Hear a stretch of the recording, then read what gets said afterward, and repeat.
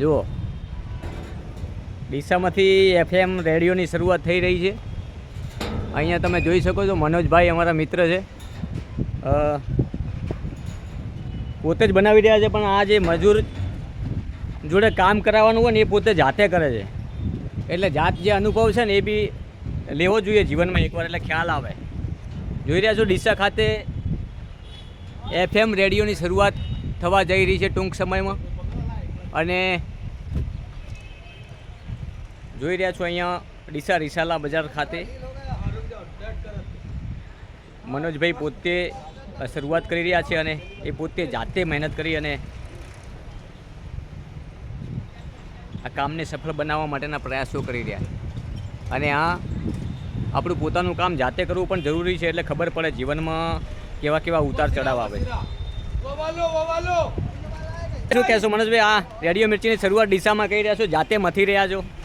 જાતે મથવું પણ જરૂરી છે. કારણ શું? કેમ કે દરેક કામનો અનુભવ.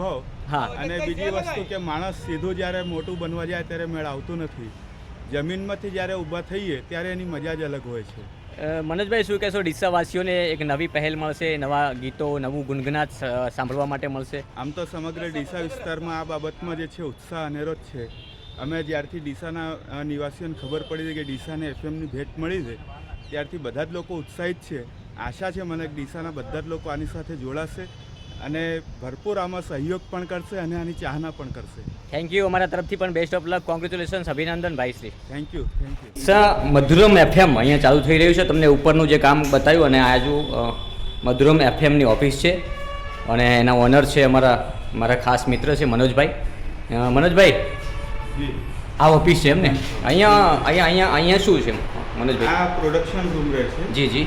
અહીંયા આ પ્રોડક્શન રૂમ છે. હા. કે જ્યાં જે કોઈ કાર્યક્રમ બ્રોડકાસ્ટ થવાનું હશે એની સ્ક્રિપ્ટ રાઇટિંગ વગેરે, કાર્યક્રમનો શેડ્યુલ વગેરે એ અહીંયાથી થશે. વધતા સાથે સાથે 24 અવર્સ અહીંયાથી જ જે સિસ્ટમ રેડિયોનું જે પ્રસારણ થશે એ અહીંયાથી થવાના છે. 24 કલાક? 24 કલાક. અચ્છા. અને બીજા બાકીના રૂમ જે છે, તમને બીજા બાકીના રૂમ બતાવીશ. મારા સાથી મિત્ર છે એટલે. અને બનાસકાંઠામાં પ્રાઇવેટ FM રેડિયો સૌથી પ્રથમવાર અહીંયા ડીસા ખાતે ચાલુ થઈ રહ્યો છે અને નામ પણ છે ડીસા મધુરમ FM. મધુરમ રેડિયો જોઈ રહ્યા છો. આ સ્ટુડિયો છે 90.0 એની ફ્રીક્વન્સી હશે. અને જોઈ રહ્યા છો આ મેન મુખ્ય સ્ટુડિયો છે. અને મારા સાથી મિત્ર છે, એમને મારા તરફથી પણ બેસ્ટ ઓફ લક. અને ડીસાવાસીઓની પણ આજુબાજુમાં તમારી જે રેન્જ કેટલી હશે? રેન્જ 20 થી 25 કિલોમીટરની અત્યારે આપણને એલોટ થઈ છે અને આપણે ત્યાં સુધી બ્રોડકાસ્ટ કરી શકીએ. 20 થી 25 કિલોમીટરની રેન્જ, એટલે કહી શકાય કે ભીલડી સુધી, આ બાજુ ધાંધ્રા સુધી, અને આ બાજુ પણ જો 25 કિલોમીટર હોય તો 26 કિલોમીટર પાલનપુર છે. તો ત્યાં પણ એની ફ્રીક્વન્સી જ્યાં સુધી પહોંચશે, આ બાજુ દાંતીવાડા છે, બધા આજુબાજુના જે શહેરો લાગે છે.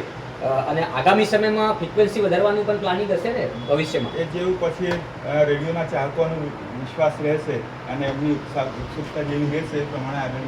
અચ્છા, કયા કયા પ્રકારના પ્રોજેક્ટો હશે જેમાં લોકોને કઈ રીતના તમે પીરસશો?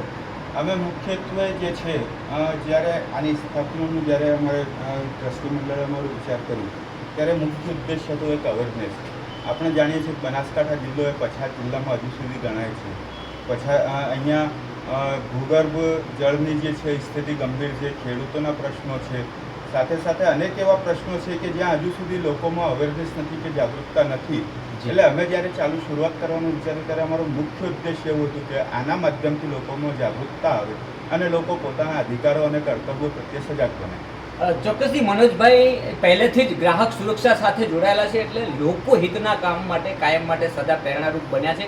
હવે આ એમની નવી પહેલ છે. બનાસકાંઠામાં એક દૂધવાણી રેડિયો કેન્દ્ર જે બનાસ ડેરીએ શરૂઆત કરી, અને બીજા નંબરમાં મધુરમ રેડિયો, એટલે ડીસાથી એક ધમાકેદાર ગ્રાન્ટ ઓપનિંગ થવાની છે. ને લોકોને અલગ પ્રકારની મજા, કે અલગ અલગ પ્રકારના કાર્યક્રમો કેટલા હશે? કયા કયા પ્રકારના કાર્યક્રમો હશે? કાર્યક્રમો અમારા દરેક પ્રકારના હશે. જાગૃતતાના કાર્યક્રમો હશે, મનોરંજનના કાર્યક્રમો હશે, થોડીક મજાક મસ્તીના એટલે કોમેડીના કાર્યક્રમો પણ હશે. એની સાથે સાથે ગીતો અને સંગીતો તો છે જ, સાથે સાથે ધાર્મિક કાર્યક્રમો પણ આપણે એમાં બ્રોડકાસ્ટ કરશું, જેમાં કોઈના સત્સંગ છે, ભજનો છે કે એટલે દરેક વર્ગને એક શોર્ટમાં એવી રીતે કહીએ તો દરેક વર્ગને એટલે દરેક કોમ્યુનિટીને આવરી લઈને આપણે એનું સંચાલન કરવાનું વિચાર આપણે બિલકુલ, કરીએ ખૂબ ખૂબ શુભેચ્છાઓ મનોજભાઈ અને અભિનંદન તમને અમારા બનાસકાંઠા ન્યૂઝ નેટવર્ક પરથી.